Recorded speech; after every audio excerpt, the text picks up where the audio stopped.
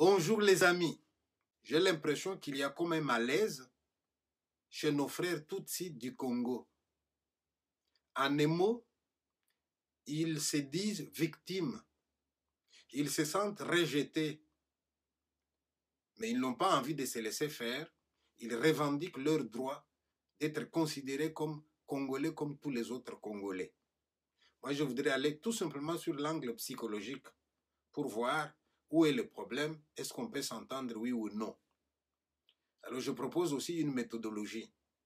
Je pars de la question, les Tutsis du Congo, est-ce qu'il a le droit de se dire victime? Les Tutsis du Congo, est-ce qu'il a le droit de dire qu'il est victime du délit de faciès? Voilà les deux questions auxquelles je voudrais répondre. Regardez bien ces deux vidéos et puis nous allons discuter. Prenez mon exemple. Je suis né en 1945 à Nyamitaba dans le territoire de Massissi. J'avais des tantes au Rwanda, j'avais des cousins au Rwanda, mais j'ai toujours été et je me suis toujours déclaré congolais. J'ai travaillé pour le gouvernement congolais, j'ai bénéficié de bourses d'études pour le gouvernement congolais, j'ai été en 1971, lorsque Mobutu nous a placés dans les camps militaires pour nous punir, je suis allé étudier en France comme Congolais, avec un ordre de mission de l'armée zaïroise. J'ai travaillé pour l'État congolais, j'étais directeur de cabinet du ministère des Transports. J'ai représenté le gouvernement congolais dans les intérêts de la compagnie maritime zaïroise à l'époque comme administrateur.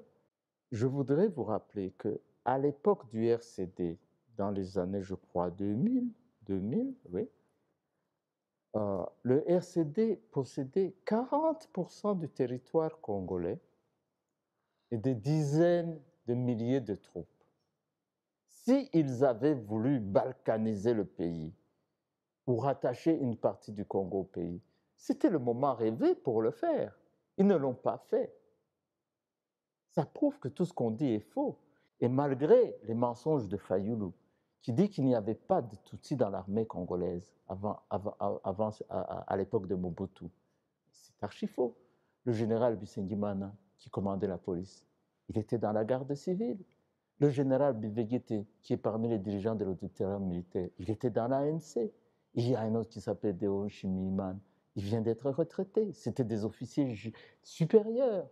Il y en avait des dizaines. Les fours à Kananga étaient pleins.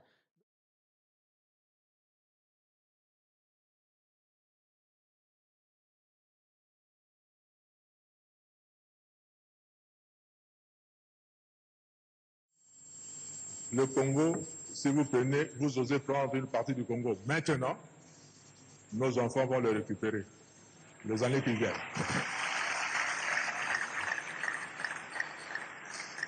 Alors, soyons plutôt de bons voisins et ne mettez pas de conflit entre nous. S'il vous plaît, nos voisins. Voilà. Rien que dans la première vidéo, celle de M. Nganguzi, je trouve des éléments qui me permettent de m'interroger sur les statuts des victimes, les délits de faciès. M. Nganguzi dit qu'il est congolais. Hein. Il a étudié avec une bourse d'études congolaise. Il a occupé des fonctions importantes au Congo. Il a rendu des services au Congo. Il est ce qu'il est grâce au Congo et il se sent congolais. Pourtant, il n'est pas le seul. J'en connais des Tutsis qui sont dans la même situation que lui. C'est-à-dire, ils ont eu une bourse d'études du Congo, ils ont eu de place au Congo, etc. Dans la même vidéo, M. Nganguzi dit qu'il connaît beaucoup de généraux rwandais dans l'armée congolaise depuis toujours.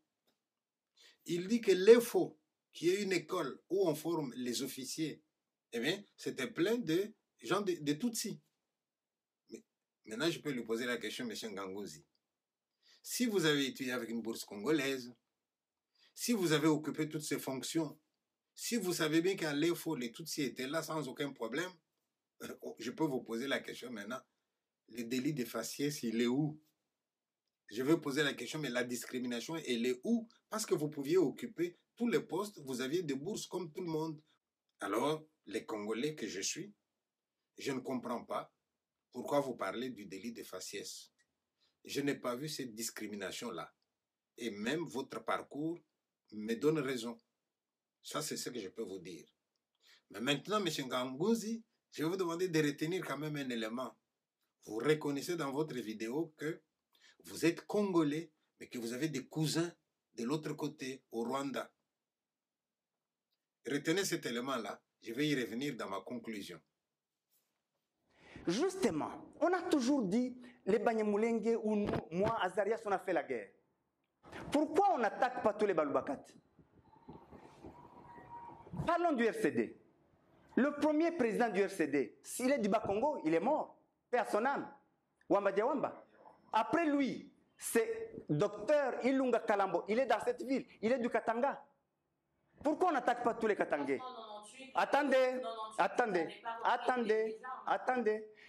Là, je parle de 98. Nous étions avec Lunda Boulou du Katanga. Nous étions avec Onusumba du Kassai. Pourquoi on n'attaque pas les gens de Sankuru? Nous étions avec Azarias. Quand on a créé le territoire de Minembwe, Azarias n'était que vice-ministre de cette rébellion.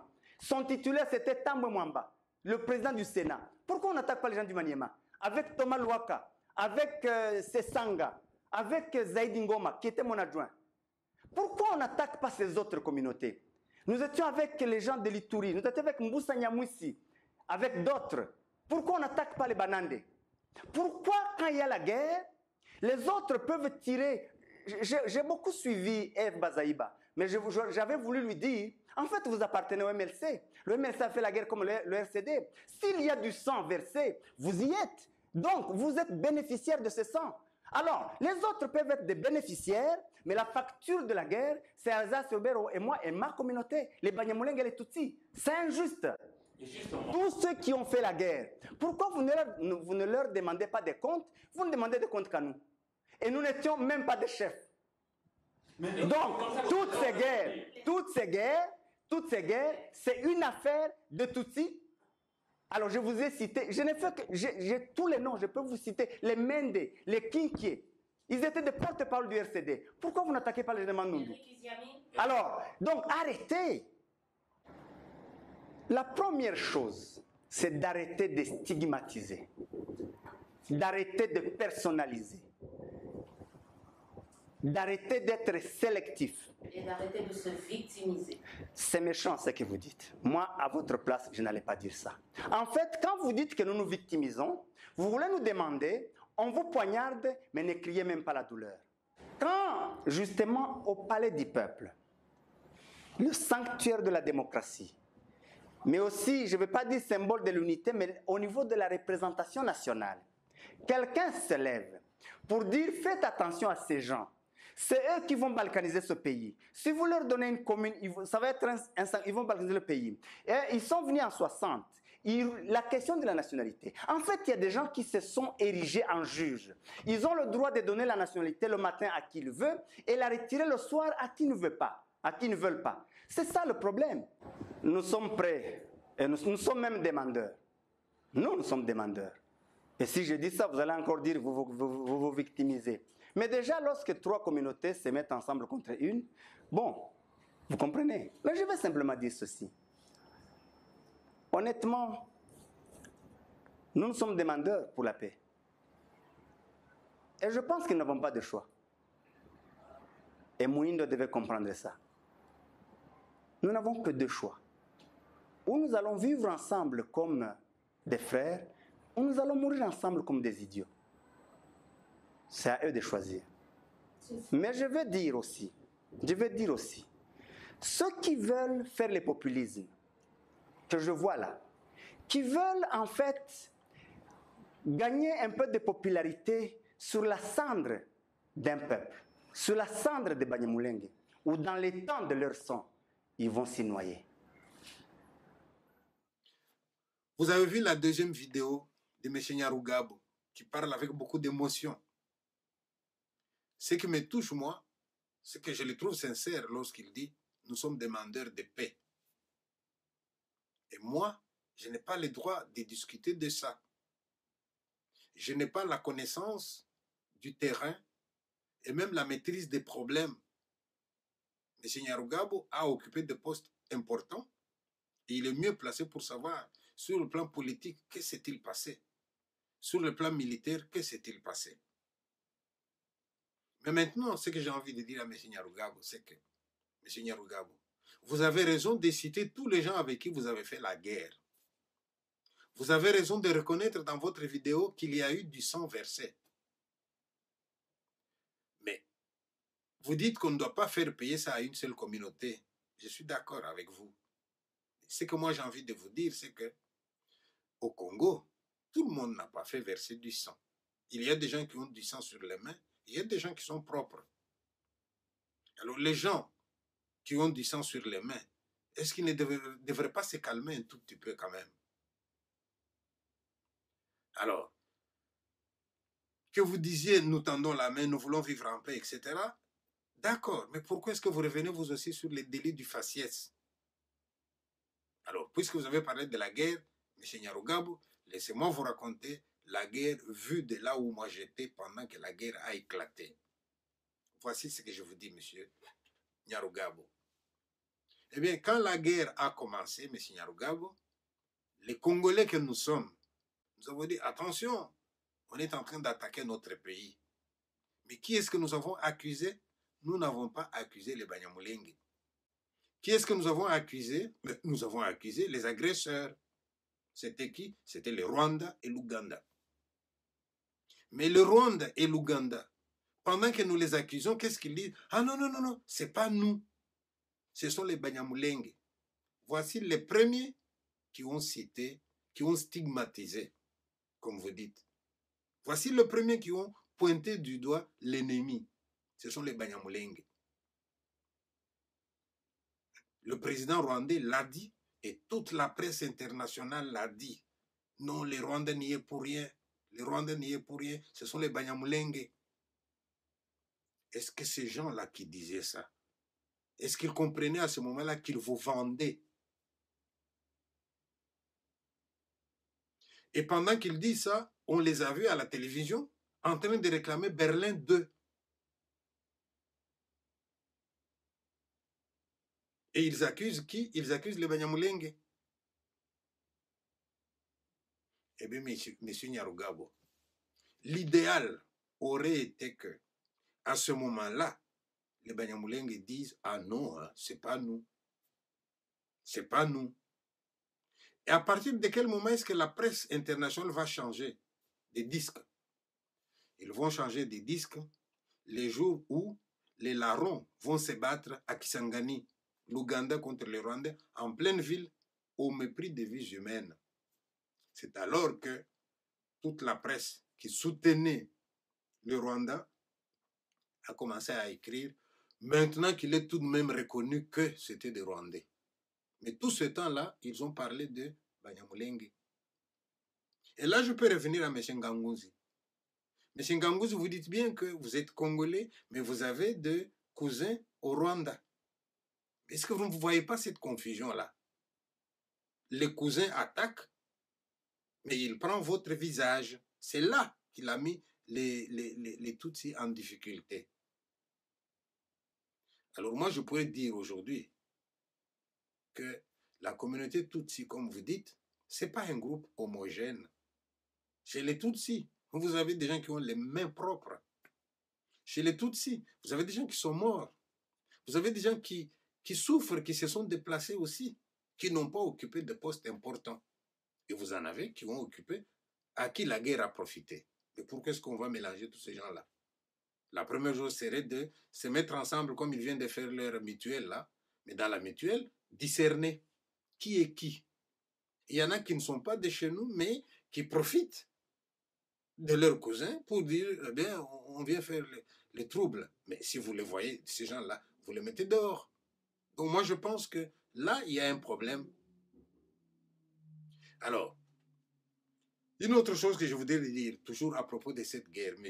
Nganguzi et M. Nyarugabo, c'est que moi je pense, et je l'ai souvent dit, il se passe dans nos pays là-bas une pièce de théâtre dont l'auteur, le metteur en scène et le souffleur n'est pas toujours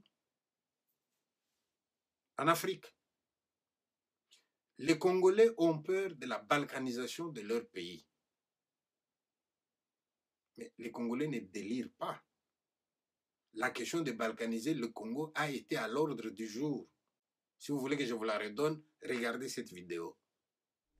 N'avez-vous pas entendu ce président Sarkozy qui a déclaré une nouvelle approche pour apporter aux pays de la région l'assurance que l'ensemble de ces questions sera réglé de façon globale? Ça met en cause la place, la question de l'avenir du Rwanda, avec lequel la France a repris son dialogue, pays à la démographie dynamique et à la superficie petite. Cela pose la question de la République démocratique du Congo, pays à la superficie immense et à l'organisation étrange des richesses frontalières. Il faudra bien qu'à un moment ou à un autre, il y ait un dialogue qui ne soit pas simplement un dialogue conjoncturel, mais un dialogue structurel. Comment, dans cette région du monde, on partage l'espace, on partage les richesses et on accepte de comprendre que la géographie a ses lois, que les pays changent rarement d'adresse et qu'il faudra apprendre à vivre les uns à côté des autres. Vous avez vu la vidéo? Donc le plan était là, de balkaniser le Congo.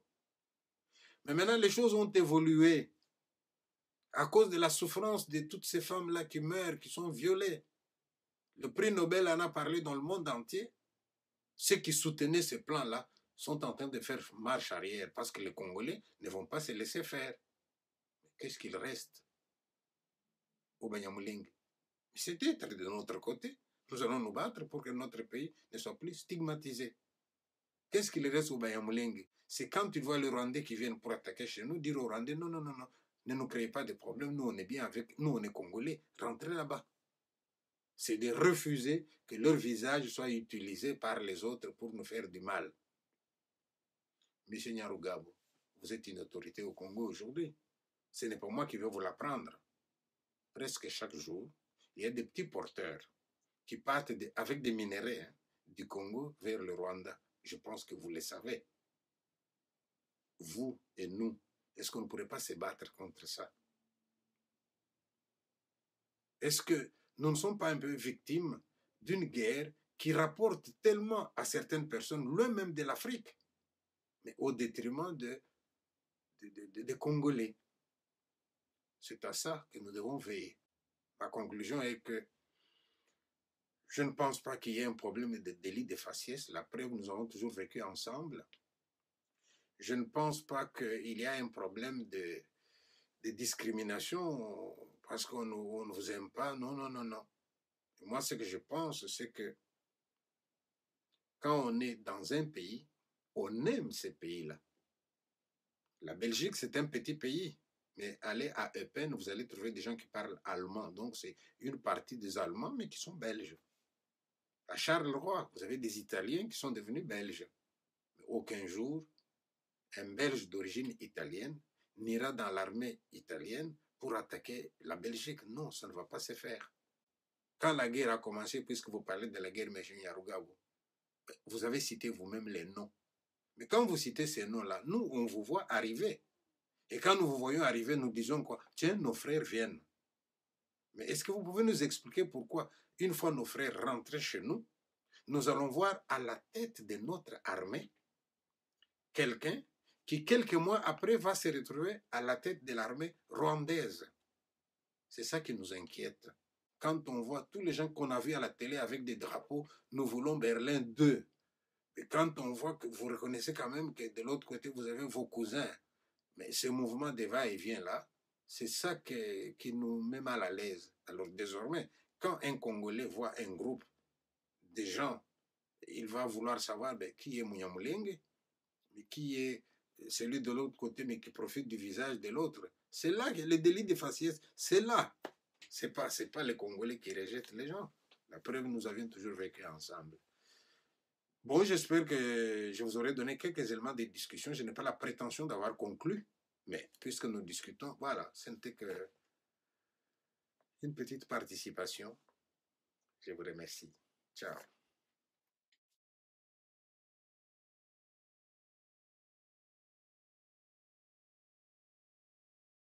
Mimi mwenyewe na mimi niko Mnyamulenge. Nataka nimjibu kufatana na upumbavu wake aliongea. Wewe unasema ninyi Wakongomani ni nani aliwaroga? We Mkongo weye, kama kweli weye uko Mkongomani, weye nambie udongo wa kwenyu na mwami wenu wa kwenyu kwenye inaitiwa, kama sio kuja kuvamia nchi ya watu. Kuna sema wanalalamika Rwanda amakuru y'ukubabaza. Na makuru y'ukubabaza kubande ni kubanyarwanda. Ko tabizi se? Achia wenye nchi yao waikale. Mimi niko nawaambia kila siku. Tunaikala Mkongo, tunakula, tunatumika vyetu, hakuna tatizo. Tunesha pata ukubwa mwa Kongo, tunaikala, hakuna shida. Lakini bado mnaendelea ile roho mbaya ya mauaji. Ndio mnataka. Mimi nilisoma vikaratasi vitatu hapa vya balkanization ya hii nchi. Nilipovisoma niligundua hii siri ya sisi kuitwa Wanyamulenge iko wapi. Mimi nilikuwa niko mtoto mdogo, lakini nilikuwa najua processes ya baba yangu, wa tate yangu, nilikuwa naijua. Mimi naikala na Wakongomani, watoto tunasoma nao, na leo mie niko na masomo ya kutosha, ni Mkongo kama Mkongomani. Kwa nini tusitumikie nchi ya Kongo kama kweli tumeshabadilika kwa Wakongomani? Kama kuru yukubabaza. Makanika huyu yuko hapa, unasema ni Mnyamulenge. Mnyamulenge wapi? Naambia mdirector ya Kongo kwenye hii Kinyamulenge naandikwa Kinyamulenge na kilitoka wapi? Na kila sehemu mko lugha ya ile sehemu ambayo walikuwa wanaongea pale. Ni Kinyarwanda gusa. Kutabizi se? Ni Kinyarwanda. Ikinyarwanda cyo bahora bavuga mu Rwanda nico nyene muri ko murafata mukaza naco muri Kongo murakivuga. Hamwe twese na basokuru n'abatata bacu bose turakivuga. Ni Kinyarwanda. Nani Mnyamulenge mwenye iko Kongo hana nyumba Rwanda? Nani? Mimi niko naenda vakanse kwa babu yangu. Nilienda nayo vakanse kwa babu yangu. Wapi?